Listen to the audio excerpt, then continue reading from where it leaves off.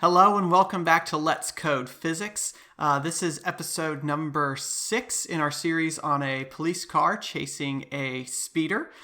This was the first series that I started on this channel, and it's been a pretty exciting ride, pun intended. Today what we're going to do is we're going to take our code that we've developed for modeling this police car chasing the speeder, and we're going to test how the results change when there's a delayed reaction on the part of the police officer. The way we're going to do that is we're going to take the code that we developed last time. I've decided to go with the logistic equation, the logistic function here for the acceleration, because it's sort of the most non-linear. That might be an oxymoron, since things are either linear or they're not, but it's the most, different from linear function that we had last time, because it's got this ramping up at the beginning and then a leveling off afterwards to a maximum value. We're going to give our police officer a maximum acceleration of 3 meters per second squared. And what I want to do today is I want to play around, like I said, with this reaction time. So just as a reminder, the graph that we get out, the speeder is moving along the blue curve. So this is the speeder's position versus time. The red is the police officer's position versus time. So what we're going to do is we're going to play around with the reaction time, and eventually what I want to do is I want to change the code to where the code will adjust the reaction time for me and then tell me the results. But we'll try it manually for a little bit.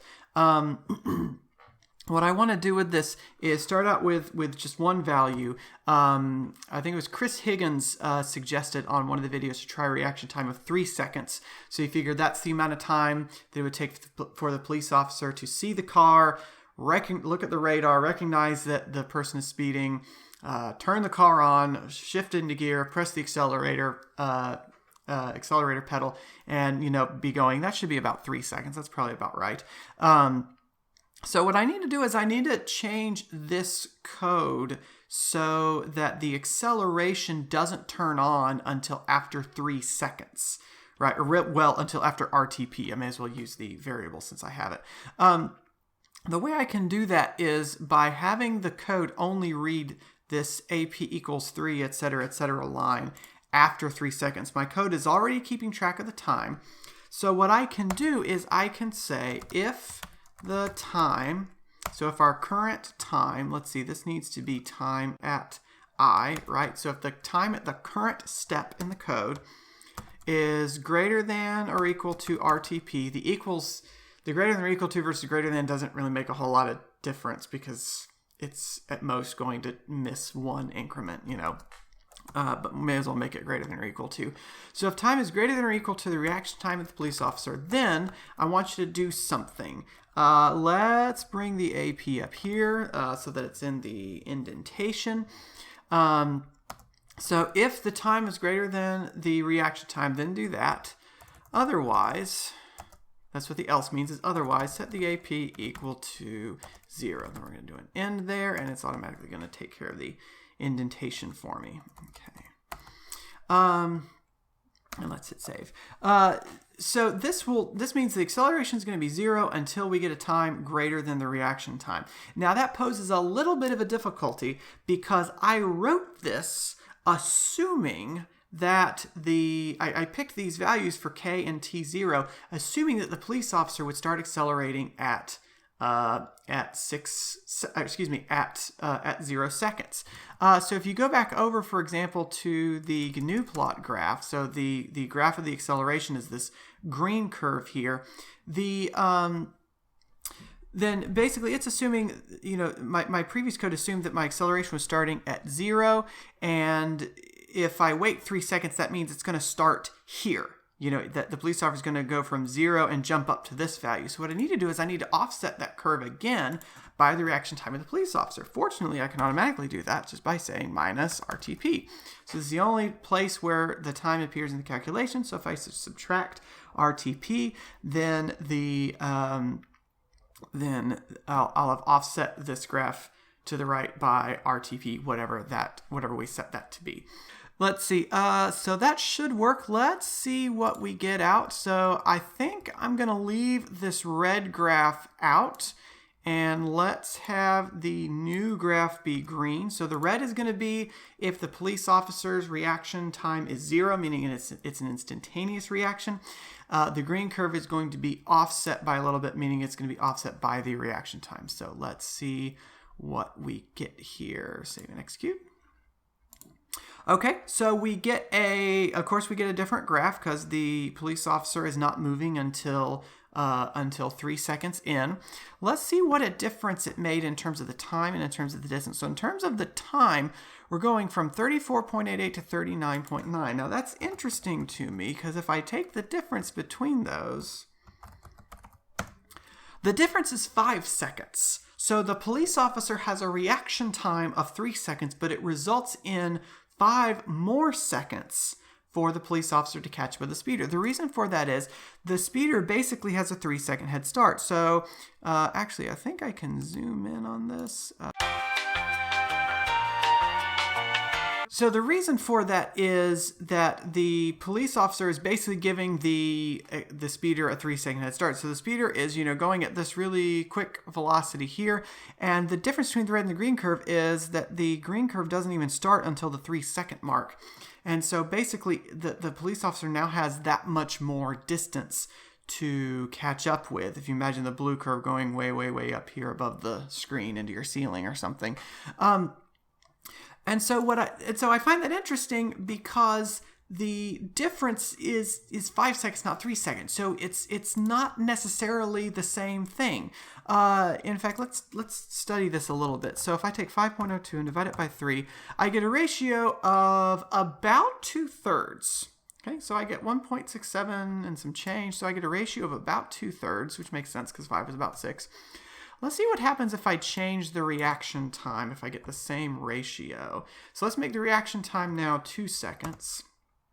And pressing enter does not run the code. It just puts in a carriage return. So let's run the code.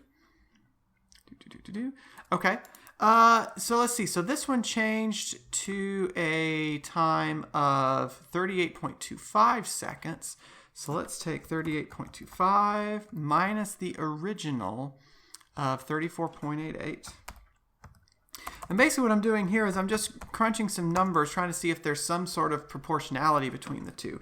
So here I've got a difference of 3.37. So I'm going to take 3.37 and divide by 2. Right? Yeah. I'm taking the difference in the catch-up time versus the difference in the reaction time. And here I get a 1.685. So those are close, but they're not quite the same.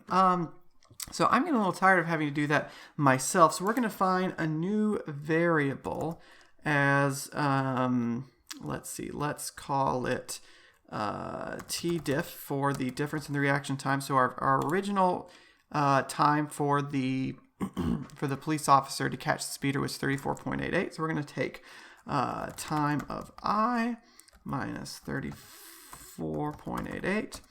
And that is the difference in catching time. There we go. And so what I can do now is I can run this thing, make it say 1 second. I can change that value, run the code, and it will calculate it for me, but I forgot to have it display.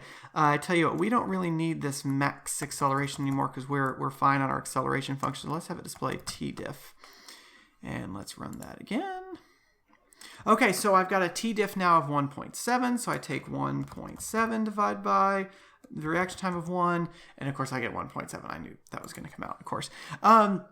So this ratio between the difference in the catching time and the reaction time is not necessarily consistent. What I'd like to be able to do is find out more about that quantity, is find out more about that ratio. The way I can do that is I can have the code automatically change the reaction time for me. So here's what I'm going to do. Is I'm going to put in a few carriage returns up here because none of this is going to change, right? I'm going to keep all of this the same. I need to reset these values each time I run the code, but what I'm going to do is I'm going to have the code change the reaction time for me. So what I'm going to do is I'm going to say for RTP equal to, let's start out with 0. And let's go up with, let's say the police officer has to hotwire his own car. Let's go all the way up to 10 seconds, not 100, 10.0. Let's say the police officer is in dire straits, is in a terrible car, puts in reverse to begin with, does something unfortunate and takes 10 seconds to start trying to catch up with a speeder, and let's go in increments of 0.1. Here's the beautiful thing is I can have the code keep track of all this for me. And let's see here. So we're going to have it automatically change the reaction time for us. I don't want it to be plotting this stuff. I don't want to create a plot every single time. I don't want it to be displaying these every single time. I do want to give it an end command. Now here's a neat thing I learned. I can select all and hit Control-I, and it'll automatically indent everything for me. So what the code is going to do now is it's going to run many, many times, and it's going to go from 0 to 10 in increments of 0.1. And what that's going to do is it's going to run a different calculation every time. Now, those calculations don't do me any good unless I record them. So what I'm going to do is I'm going to create a counter called IRTP. This is the index for reaction time loop. So this is which loop am I on, which calculation am I on. And what we're going to do at the beginning is we're going to say IRTP equals IRTP plus 1. That's going to increment it forward once each time. And I need to store the RTP values in an array. Now, I don't want to go down here and have to change all the values, all the names of RTP. So I'm just going to create a new array. And let's be real original. Let's call it RTPA for RTP array. So this is going to be RTP. Oh, that needs to be IRTP end. So this is going to be array to store reaction time values. So this is just so that this is like I'm doing an experiment and the computer's recording all my data for me. Thumbs up for that, I think. But then I need another one to record this tdiff. So this I may as well go ahead and call tdiff of IRTP. So it's going to take the last time minus the default time. So my first run should have a difference of 0. And let's see, actually, no, I don't want this to start at 0. I want to start at 1, because let's make a new one, call it tdiff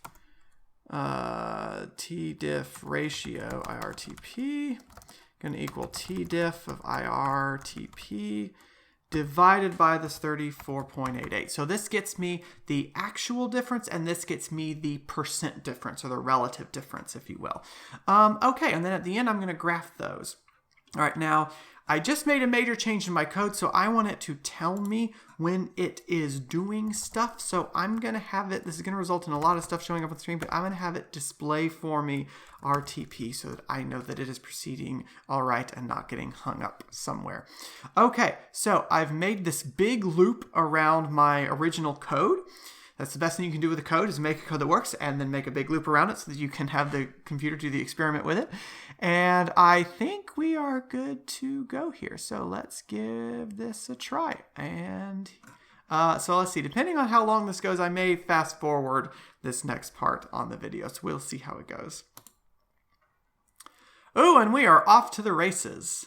And we are going from 0.1 all the way up to 10. We're already at 4. I may not need to fast forward this. I don't know. By the way, while we're waiting for that, don't forget to make your jack-o'-lantern for the Let's Code Physics holiday or Halloween special that just aired 2 days ago, or posted 2 days ago. Please be sure to share your jack-o'-lantern at Let's Code Physics on Twitter or here in the comments. Okay. So there we go. We've got our 10 seconds. No errors, so that's good. So let's see what we got here. Let's try plot. We've got our tdiff array. That's what I called this part here. We're going to plot RTP comma tdiff. So we're plotting RTP, the reaction time, along the horizontal axis. We're plotting tdiff along the vertical axis. And let's see what we get here. So this thing is, oh gosh, is that linear? That is not, I'm not entirely sure that that's, I don't think that's, hang on a second. So the best way I know to tell whether something is linear is to look at it diagonally. that does not, that seems to be veering away from linear just a little bit. The ratio, of course, won't tell me much different, just because that's just going to rescale the thing. Yeah, all it does is rescale the graph. I should have realized that before I calculated it. Oh well. This thing does not look... It looks like it's curving away ever so slightly. Tell you what, let's try putting this... Hopefully I'll have better success with this than I did the last time. Let's put this thing on a log-log scale. Log-log scale helps you identify whether something's following a power law. Okay, so it's more or less linear on here. So what I can do with this is I can figure out the slope and then get it to give me some kind of power law. Actually, you know what? There are programs for this. It's called Excel. So let's do this. Let me see if I can get my... Tell you what I'm going to do is I'm going to try to get the... I'm going to get the variable browser, and I'm going to take this thing out of here, and I'm going to select all, and I think I can just copy from here. Let's copy that, and then we're going to open Excel. Yes, I'm going to use Excel. I know that makes some of you cringe. And of course that just had my personal email on it. Not that it matters. So we're going to hit paste here, and there we go, because that's our difference ratio values, and we're going to grab the RTP array. Control A, Control C. We're going to paste those into here. And then we're going to put that over there. I don't care what you do. Okay. I'm going to expand this. I don't want my face to be covering this up. So here is my face and there is my face. All right. Let's see. So let's grab these two, and let's grab a insert. We're going to go with scatter plot. Yeah, that is not quite linear. Excuse me. To quote Star Trek Deep Space Nine, no, it's not linear. It's actually a very dramatic moment on the first episode. Spoiler alert. Of course, you haven't seen it by now. Yeah. All right, we're going to add a trend line. We're going to make it a power law. And as always, we got to display the equation, the R-squared value on the chart. Okay, so this thing is not visible to you, I'm sure. Increase the font size, please. Okay. So we've got an R-squared coefficient of just about 1. So this thing is just a couple hairs shy of linear. So it's possible that what I was observing at the beginning was something different. I mean, it's kind of leveling out. I suppose that makes sense for it to end up looking linear because the acceleration ends up being constant toward the end there. So probably what I need to do is zoom in on this first little piece going up to, say, 1 second. So let's see what happens if I... Hello, can I zoom? Maybe I cannot zoom. Thought I clicked on zoom. Okay. So probably what I need to do is I need to get more data within that first, within that first few seconds. Or the first few seconds of values of RTP. Let's see here. Let's cut out... let's go down to 3 and delete that and go up here. Nope, the thing is still looking linear, huh? So maybe the differences I was observing earlier were not significant. So that's interesting. Now that might be attributable to the fact that the speeder's traveling at a constant velocity. Oh, that would be something interesting to do. Let's do one more thing. Let's run this whole thing one more time. Let's not worry about Excel anymore. Let's run this. This is what you do in computational physics: is you get something interesting, you try to create a power law from it, and you discover that it's linear. Let's do just one last thing. Let's give the speeder an acceleration. Let's say the speeder. Let's see. I would need to modify the position of the speeder up here. So I would need to have and acceleration of the speeder equal to, let's give the speeder, let's see, police officer has max A of 5. Let's give the speeder an acceleration of 0.5. And so now we have to change VS into, let's see. So now I need to make a VS array. Tell you what, I'm just going to cut this out since y'all already know how to do this. I'm going to cut here. Okay, so what I've done here is I've given the speeder an acceleration of 0.5 meters per second. So he's not just a speeder anymore. He's now an accelerator. Speeder's acceleration. And so now we have to update the speeder's velocity and then update the position. And now let's see what happens to that reaction to the difference in the catch-up time versus the reaction time. So we're going to save and execute.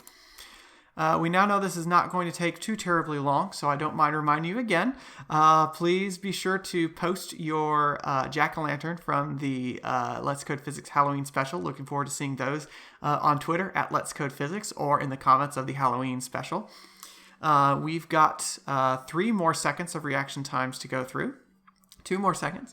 And so I'm just going to create this graph. We're going to take a look at it, see if it's still linear. If it is, well, then that's interesting. If it's not, well, that's interesting too. All right, so we've got our TPA versus on the horizontal axis, the ratio of the time difference on the vertical axis. Let's see what we get here. And that sucker is still more or less, it's got a little bit more of a bend to it. You know, you can never leave a problem alone. Let's see, we can't give the speeder an acceleration of 3 because then the police officer will never catch up. So let's make this a really nasty speeder. Let's give them an acceleration of 2 meters per second squared. Let's run this thing again.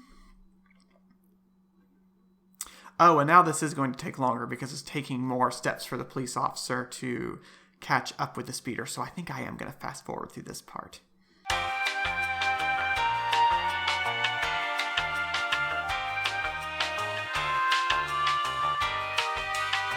Well, that was fun. And I do need to wrap up here. And so let's just take a look at this one. And dang, that thing is still more or less linear. Okay, so there's probably a way to prove that this thing is linear or next to linear. Even among the earlier seconds, it looks like. Do I right click to do this? I have to double click. There we go. Yeah, no, this thing is still relatively linear. Okay, well then. Well, that's a sort of answers that question, I guess. So if you've got a way to prove that that is linear or close to linear, I'd love to know in the comments below. Otherwise, we'll just say, hey, that's a result of the model we've got. So that will bring this series to a close for now. I do plan to return to the police officer chase. It was suggested to me to add in other cars on the road that the police officer and the speeder have to swerve around.